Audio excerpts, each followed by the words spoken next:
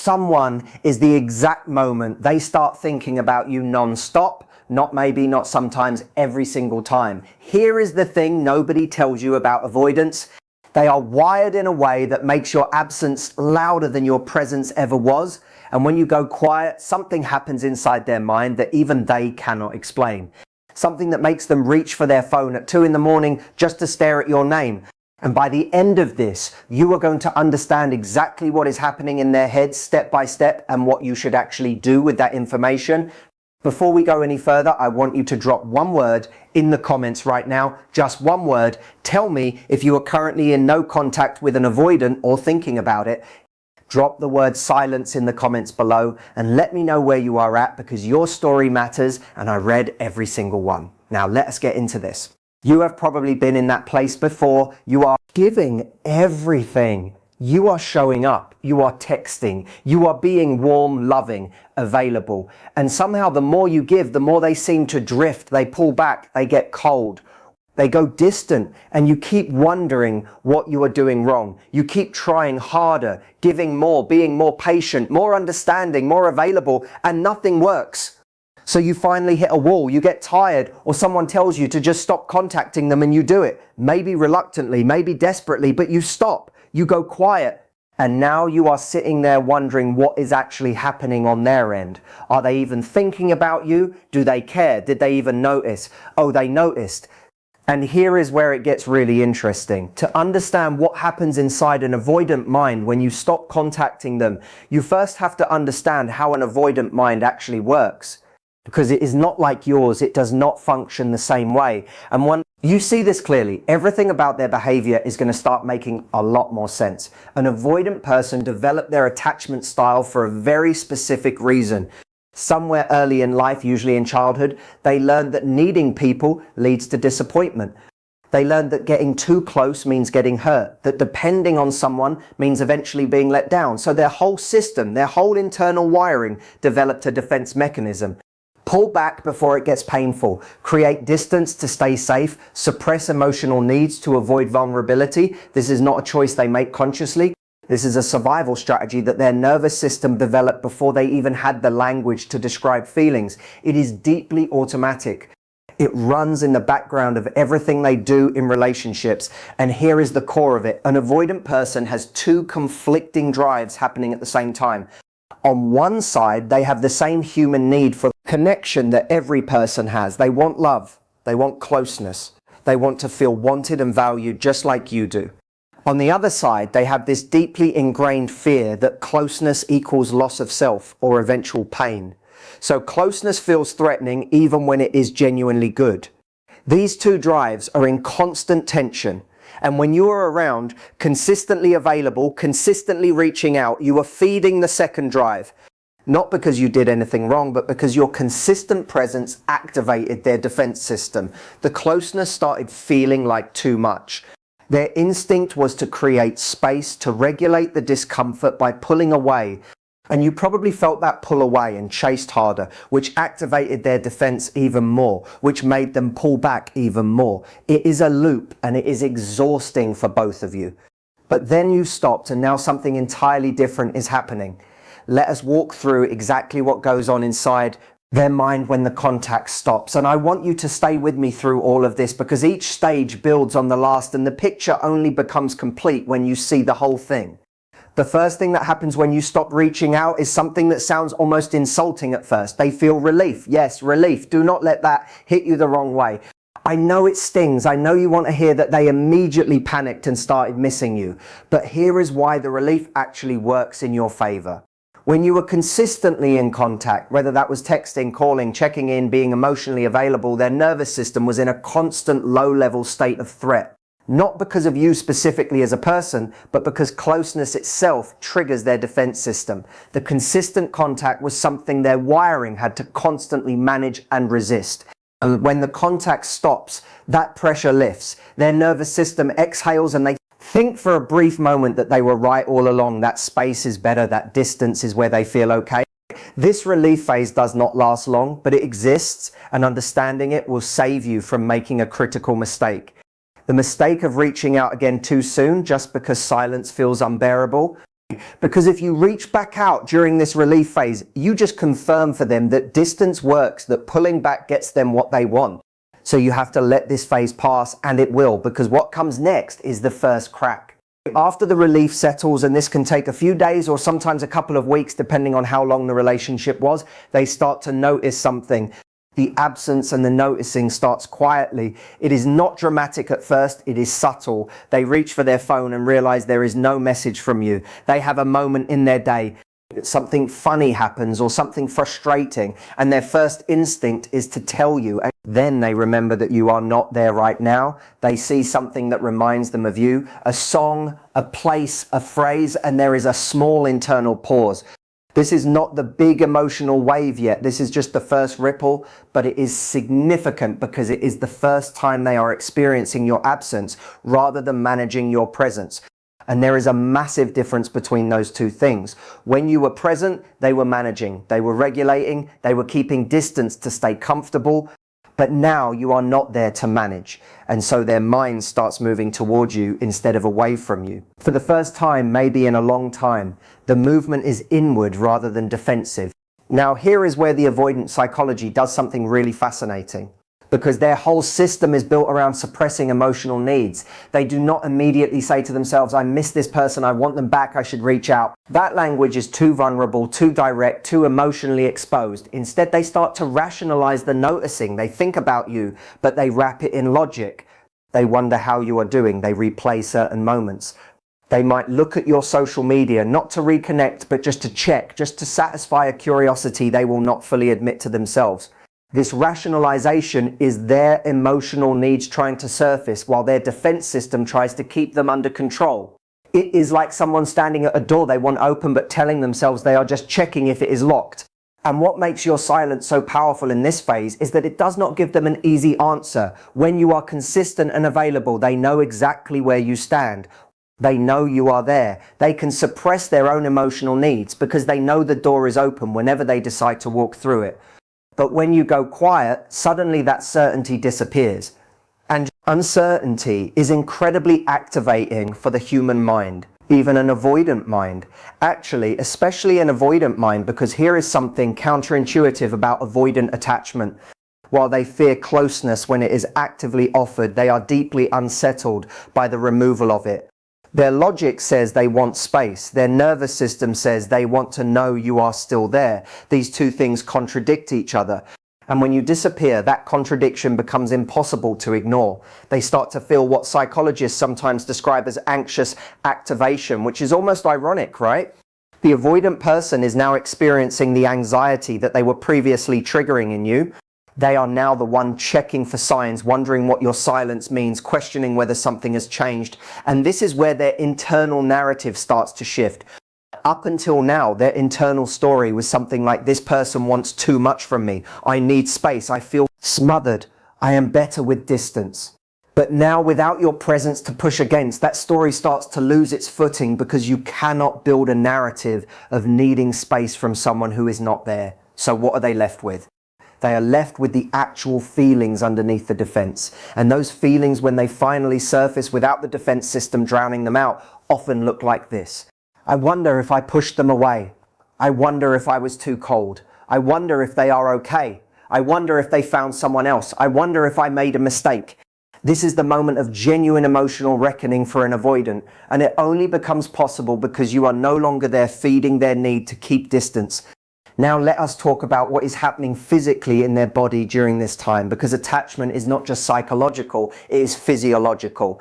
When we form a bond with someone, our nervous systems actually become attuned to each other. We regulate each other's emotional states. When you are calm, their system responds. When you are warm, their system registers it, even if their behavior does not show it.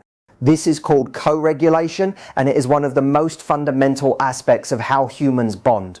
When you remove yourself from their life, even temporarily, their nervous system notices the absence of that co-regulation. There is an actual physiological gap.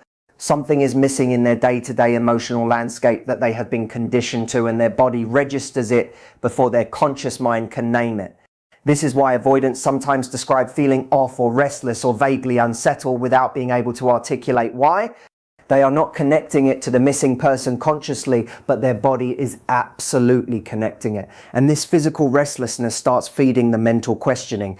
Now let us move into the next stage, because this is where things get really interesting. Around this point, which might be a week, 2 weeks, sometimes longer, depending on the depth of the connection, the avoidant starts doing something that they would rarely, if ever, do when you were in contact. They start idealizing. This is not a trick or a game. This is a genuine psychological phenomenon. When someone is present and available, an avoidant focuses on what feels threatening about the closeness. They notice the pressure, the expectations, the vulnerability required. These become the dominant mental notes. But when that person is absent, those threatening elements disappear too. What is left behind is the memory of connection without the feeling of threat. And so the mind starts to remember the good parts, the warmth, the laughs, the moments that felt genuinely beautiful, the feeling of being truly known by someone. They start replaying specific scenes, a conversation you had at 2 o'clock in the morning that felt surprisingly deep, a moment when you made them laugh unexpectedly, a time when you understood something about them that nobody else seemed to get. These memories start rising to the surface, and without the daily management of your presence to push them back down, these memories carry real emotional weight. This is when the avoidant starts to genuinely miss you, not in the intellectual, I noticed the absence kind of way from earlier, but in the felt this hurts kind of way. And this is also when the second internal conflict begins to show itself, because missing you feels like exactly the kind of vulnerability they have spent their whole life protecting themselves from. Feeling this much, needing someone this much, it is uncomfortable in a way that goes very deep for them. It touches on the original wound, the one that taught them that needing people leads to pain. So what does an avoidant do when they start feeling something this uncomfortable? They look for a way to manage it, and they usually start with what I call the justification loop. This is where they begin cycling through reasons why what they are feeling is not what it seems. They tell themselves things like, I am just used to the routine, I do not actually miss them specifically, it is just habit. I would feel this way about anyone I stopped talking to. I am just a little lonely today. This is their defense system working hard to reframe genuine emotional need as something less vulnerable, something they can dismiss, something manageable. But here is the thing about the justification loop. It only works for so long, because the feelings keep coming. And each time they push them down and reframe them, the feelings come back a little stronger, a little more insistent, because the truth underneath is real. And real things have a way of persisting. And as the justification loop starts failing, something else begins to happen. They start asking themselves the question that changes everything. Did I mess this up? This question is massive for an avoidant, because their whole protective identity is built around not needing to answer this question, around being the one who is self-sufficient, the one who does not need anyone badly enough to have messed something up by letting them go. But when your silence persists, when you do not come back with another text or another phone call or another demonstration of your feelings, they cannot answer the question by default. They cannot just say, no, I did not mess it up. They are still there because you are not still there. And so the question lingers, it gets louder, and it starts pulling at other questions underneath it. Was I too cold? Did I give them enough? Did I take them for granted? Did I push them away with my distance? Do they think I do not care? Do they think I do not feel anything? These questions are extraordinarily uncomfortable for an avoidant to sit with. They have spent years, probably their entire adult life, not having to sit with questions like this, because their distance always kept the emotional stakes low enough that it never really mattered. But something about this particular silence from you is making it matter. And here is why. Because the length of your no contact, the steadiness of your silence communicates something that all of your words and all of your demonstrations of love could not communicate when you were there. It communicates that you have a limit, that you will not wait indefinitely, that your presence is not unconditional, that you have a sense of your own worth that supersedes even how much you care about them. And this is something that an avoidant has almost certainly never experienced before, or at least not from someone they genuinely cared about. Because typically the people who care about avoidance stick around. They tolerate the distance, they accept the inconsistency, they keep showing up, they keep trying. And while that shows love, it also inadvertently confirms the avoidance internal model, which says, my emotional unavailability has no real consequence. People stay regardless. But you stopping contact interrupts that model. It introduces a variable their system did not account for. It says, actually, your emotional unavailability does have a consequence, and I am willing to enforce it, and this is deeply, genuinely unsettling for them. Not in a manipulative way, not in a gameplay way, in a real, this matters to me, and I might have lost it way. Now let us talk about something that happens in this phase that most people never see because it happens entirely internally, and the avoidant will almost never talk about it openly. They start rehearsing mentally, privately, in the quiet moments of their day. They start thinking about what they would say if they reached out to you. They draft messages in their heads. They imagine conversations. They think about how they would explain themselves or what they would even want to say. And this internal rehearsal is significant because it shows that they are moving towards you, not away. For the first time, the motion of their mind is in your direction. They are thinking about closing the gap rather than maintaining it. But they do not send those messages. They do not make that call. And here is why. Because even with all of this internal movement, their core fear has not gone away. The fear of vulnerability, the fear of rejection, the fear that if they reach out and you do not respond the way they hope, it will confirm exactly what they have always believed. That needing people leads to pain. So they hover, they write and erase, they pick up the phone and put it down, they go to your social media and look at your profile without doing anything. They are in this in-between space where the desire to reach out is growing, but the fear of what reaching out means is still present. And this hovering phase is one of the most important moments of your no contact period, because what you do, or more precisely, what you continue not to do during this phase makes all the difference. If you break the silence now, if you reach out during their hovering phase, you immediately relieve the tension. And you relieve the tension before they have gone all the way through the process of reckoning with their own feelings, before they have fully sat with the question of what they might lose, before they have arrived at the moment of genuine choice. By staying quiet, you are not being cruel. You are not playing a game. You are actually giving them the space to complete an internal journey that they cannot complete while you are actively present. Because your presence will always activate their defense system before they can get to the real feelings underneath. The silence is the only environment in which an avoidant can actually hear themselves. And what they start to hear in that silence is the thing that usually gets drowned out by all of their distance and all of their self-sufficient narrative. No contact affects avoidance more deeply than most people realize. At first they may feel relief, but over time something shifts. They begin comparing the version of you who was always chasing, always available, with the version of you who is now quiet, grounded, and no longer seeking their validation. And strangely, this version of you feels safer to them. Not because playing hard to get works, but because someone who is emotionally grounded and not dependent on their attention feels less threatening and more attractive to an avoidance nervous system. Your silence forces them to imagine a future without you. Before they assumed you would always be there, now they feel the weight of your absence. For some, this becomes the moment they reach out. But this is where many people make a mistake. An avoidant reaching out does not automatically mean they have changed. Missing you is real. Wanting connection is real. But desire without growth often leads back to the same painful cycle. If they come back, the dynamic must be different. Warm but bounded, open but self-respecting, no more chasing. Because real no contact is not about making someone miss you, it is about finding yourself again. You stop obsessing over their responses. You reconnect with your own life needs, friendships, goals, and peace. And in doing so, you become capable of something healthier, whether with them or someone new. The hard truth is this: not every avoidant comes back. Some care deeply and still choose distance because vulnerability feels scarier than loss, and painful as that is, someone who feels but cannot act is still someone who cannot meet your needs. So the real question is not will they return, it is who are you becoming during the silence, because if they return and have done the work, you build something different.